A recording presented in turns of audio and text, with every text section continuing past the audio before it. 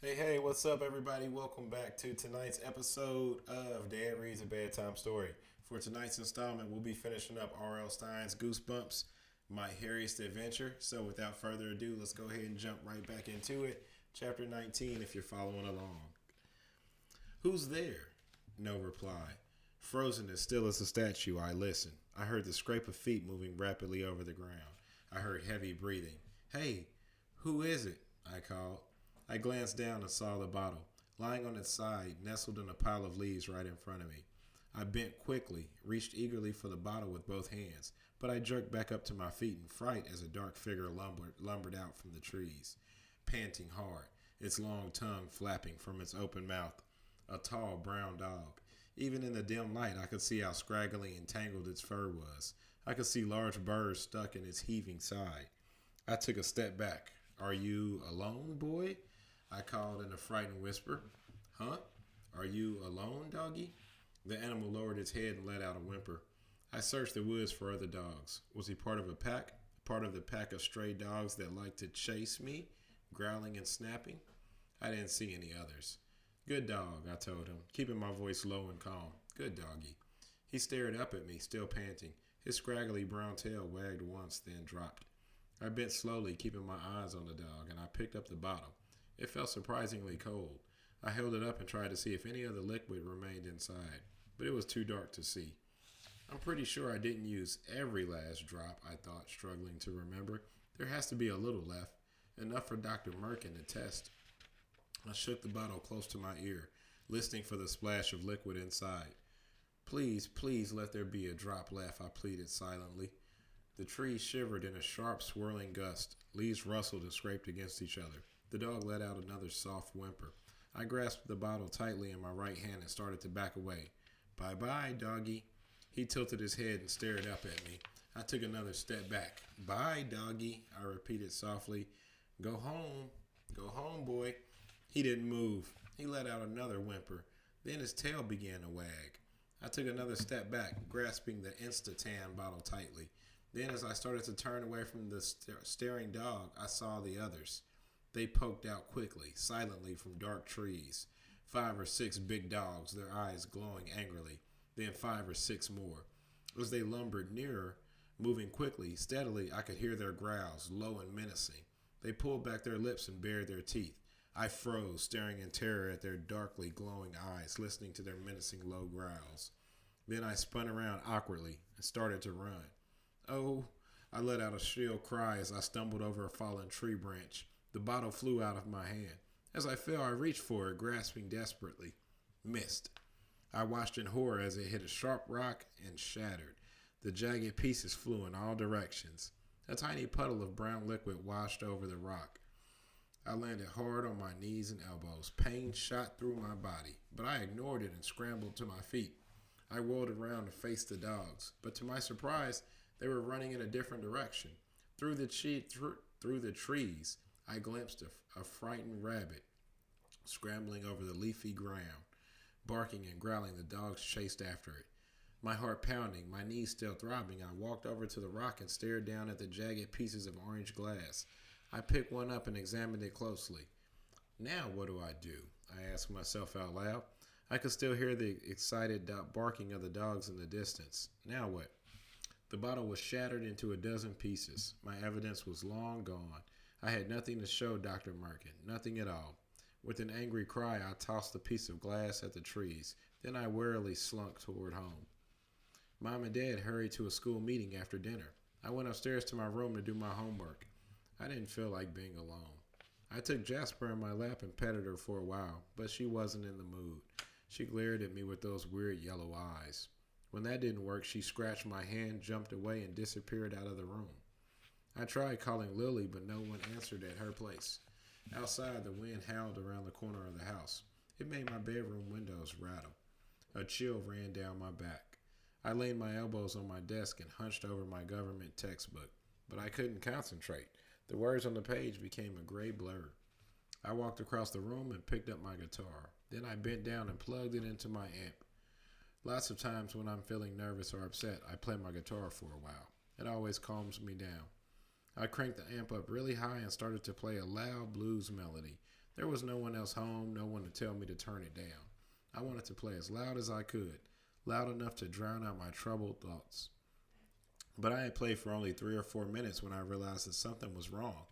I kept missing notes, messing up the chords. What's wrong with me, I wondered. I played this tune 1,000,000 times. I can play it in my sleep. When I glanced down at my fingers, I saw the problem. Oh, I uttered a weak groan. That disgusting hair had sprouted over both of my hands. My fingers were covered in thick black hair.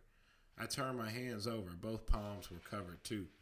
The guitar fell heavily to the floor as I jumped to my feet. My arms began to itch. With trembling hands, I tore at the cuffs, pulled up the sleeves. My arms were covered too. The thick, bristly hair swept over both arms and hands. I stood there swallowing hard, staring down at my hairy arms and hands. My legs were trembling. I felt weak. My mouth suddenly felt dry. My throat ached. I tried to swallow. Was the disgusting hair growing on my tongue? Feeling a jolt of nausea, I lurched across the hall to the bathroom. Clicking on the ceiling light, I leaned over the sink. I brought my face up close to the mirror and stuck out my tongue. No, my tongue was okay. But my face, my cheeks, and chin were covered with black hair. It's spreading so fast, I realized. The mirror reflected my horror. It's spreading so fast now, all over me. What am I going to do? Is there anything I can do? Chapter 20. I got to school early Monday morning and waited for Lily at her locker. It had taken hours to shave off all the bristly clumps of hair, but I did it. This morning I wore a sweater with extra long sleeves and I pulled a baseball cap down low on my head in case the hair grew back during the day. Lily, where are you? I murmured impatiently. I paced nervously back and forth in front of the row of green lockers. Lily and I have to face this problem together, I told myself. I remembered the frightened expression on Lily's face when I asked her if she had been growing weird hair. I just knew the same thing was happening to Lily. I just knew it. And I knew that Lily must be embarrassed like me, too embarrassed to admit it, to talk about it. But the two of us can figure out what to do, I decided. If the two of us go to Dr. Merkin and tell him about the Instatan lotion and the hair, he'll have to believe us. But where was Lily? Kids jammed in the hall, slamming lockers, laughing and talking. I glanced at my watch. Only 3 minutes until the bell rang. How's it going, Larry? A voice called. I turned around and saw Howie Herwin grinning at me. His sister Marissa stood behind him. Her braid was caught in her backpack strap, and she was struggling to free it. Hi, Howie, I said, sighing. He was the last person I wanted to see this morning. Ready for tomorrow, he asked. Why did he have to grin like that when he talked? That grin just made me want to punch him. Tomorrow? I glanced down the crowded hall, searching for Lily. Howie laughed. Did you forget about the Battle of the Bands? Oh, Marissa cried. She finally managed to tug her braid free. Is your band still going to play? She asked. We heard about Manny leaving.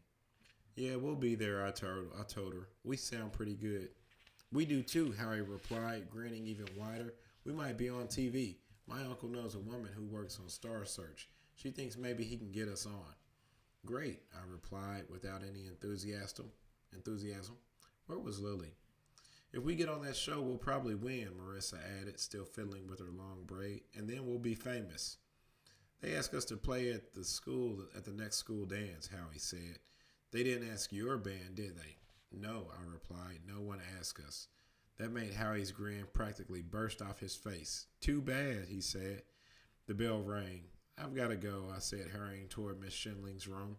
See you at the contest tomorrow, Marissa called.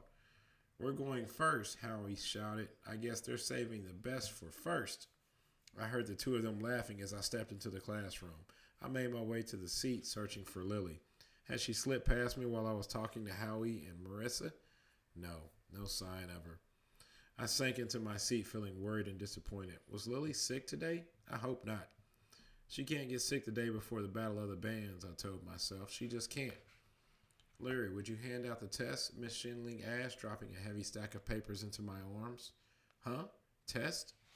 I had totally forgotten. Lily didn't come to school. I tried phoning her at lunchtime. The phone rang and rang, but no one answered. After school, I decided to go to Lily's house to see what had happened to her. But as I walked out of the school building, I remembered that my mom had asked me to come straight home after school. She had some chores she wanted me to help her with. It was a clear, cold day. Puffy white clouds floated high in the afternoon sky. All the snow had finally melted, but the ground was still soft and wet. I waited for several cars to pass, then I crossed the street and headed for home. I had walked nearly a block when I realized I was being followed.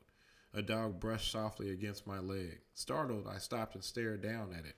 The dog had light brown fur, almost red, with a white patch at its throat. It was a medium-sized dog, a little bigger than a cocker spaniel. It had long, floppy brown ears and a long, furry tail that swept slowly back and forth as it gazed up at me. "Who are you?" I asked it. "I've never seen you before." I glanced around, making sure there weren't a dozen other dogs lurking in the bushes, getting ready to chase me. Then I turned and started walking again. The dog brushed my leg again and kept on going. As I walked, it stayed a few yards ahead of me, glancing back to make sure I was following. "Are you following me, or am I following you?" I called to it. The dog's tail gave a single wag in reply. It followed me all the way home. My mom was waiting for me in the driveway. She had a long green sweater pulled down over her jeans. "Nice day," she commented, glancing up at the sunny sky. "Hi, Mom," I greeted her. "This dog followed me home." The dog sniffed at the low evergreen shrubs that lined the front walk. "She's kind of pretty," Mom said. "What a nice color. Who does she belong to?" I shrugged. "Beats me. I've never seen her before." The dog came over and stared up at Mom. "At least she's friendly," I said, setting my heavy backpack down on the driveway. "Maybe we should keep her." "No way," Mom replied sharply. "No dogs. Not with Jasper in the house." I bent down and petted the top of the dog's head. "She has a tag on her collar," Mom said, pointing. "Check it out, Larry. Maybe it says the owner's name." The dog's tail wagged furiously as I patted her head. "Good dog," I said softly. "Come on, Larry, see what the tag says," Mom insisted. Okay. I reached for the round gold tag hanging down from the dog's collar.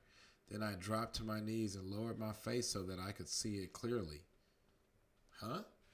I recognized it instantly. It wasn't a dog tag.